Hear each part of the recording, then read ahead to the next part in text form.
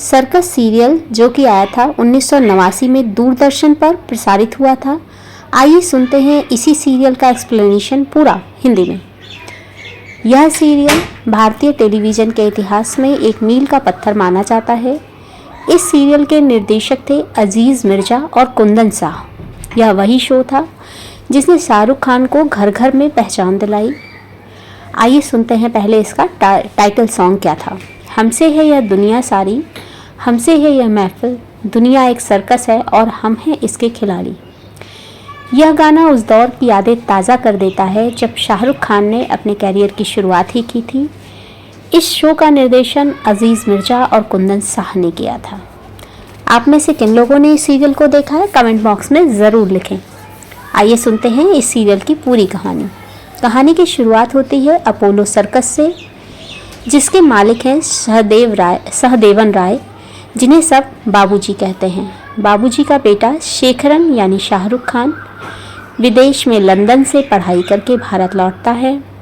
शेखरन आधुनिक विचारों वाला है और उसका सर्कस की पुरानी और संघर्षपूर्ण दुनिया से कोई खास लगाव नहीं है।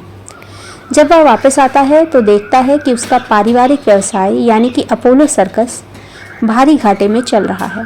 सर्कस के कलाकार अपनी व्यक्तिगत समस्याओं और गरीबी से जूझ रहे हैं। शेखरन का शुरुआती इरादा सर्कस को बेचकर वापस अपनी कॉरपोरेट दुनिया में लौटने का होता है। आगे जानते हैं क्या चेंज आता है कहानी में। कहानी जैसे जैसे आगे बढ़ती है, बाबूजी की तबीयत खराब हो जाती है और सर्कस की पूरी जिम्मेदारी शेखरन के कंधों पर आ जाती है। सर्कस चलाने के दौरान शेखरन का परिचय वहाँ के विभिन्न कलाकारों से होता है। वह उनके कठिन जीवन, उनकी कला के प्रति वफादारी और उनकी मासूमियत को करीब से देखता है, यानी उनसे धीरे धीरे जुड़ने लगता है। इसी दौरान उसकी मुलाकात मारिया यानी रेणुका सहाणे से होती है, जो सर्कस के ही एक पूर्व कलाकार की बेटी है। मारिया और शेखरन के बीच एक मधुर स्नेह कहानी विकसित होती है, जो उसे सर्कस से और भी गहराई से जोड़ती है। कुछ मुश्किलें भी आती हैं। आइए जानते हैं वो कौन सी मुश्किलें हैं जो शेखरन यानी शाहरुख खान को सामना करना पड़ता है। जैसे कि प्रतिद्वंदी सर्कस एटलस सर्कस के मालिकों का दबाव, कलाकारों के बीच में आपसी मतभेद और वित्तीय संकट यानी धन का संकट। वह धीरे धीरे सर्कस को आधुनिक बनाने की कोशिश करता है ताकि सर्कस जो है उनका फिर से मुनाफे में आ सके, यानी उसमें लाभ होने लगे। अंत में कहानी के होता है सीरियल के आखिरी पड़ाव तक शेखरन पूरी तरह बदल चुका होता है। जो व्यक्ति कभी सर्कस को एक बीमार संस्था समझकर बेचना चाहता था, वह अब इसे बचाने के लिए अपनी पूरी जान लगा देता है।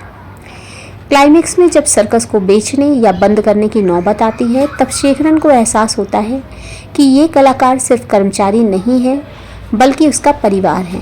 वह अपनी विदेश जाने की योजना को छोड़ देता है और फैसला करता है कि वह अपोलो सर्कस को फिर से उसका पुराना गौरव दिलाएगा।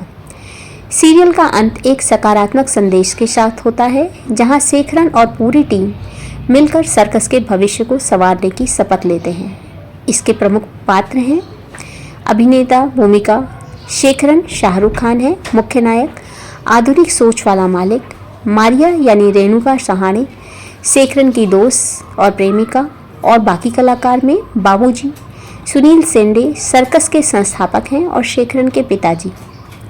विक्की है आशुतोष गोवारिकर सर्कस का एक कलाकार, कांति है चिंतामणि, मकरंद देशपांडे समीर, खक्कर सर्कस के और भी बहुत सारे महत्वपूर्ण सदस्य भी हैं। आइए जानते हैं इस सीरियल की विशेषताएं। यथार्थवाद, इसमें सर्कस के पीछे की उस धुंधली और उदास दुनिया को दिखाया गया है जिसे आम दर्शक कभी भी नहीं देख पाते हैं। साधारण सा नायक शाहरुख खान ने शेखरन के किरदार को बहुत ही सहजता से निभाया है, जिसमें अहंकार और संवेदनशीलता दोनों का मिश्रण था।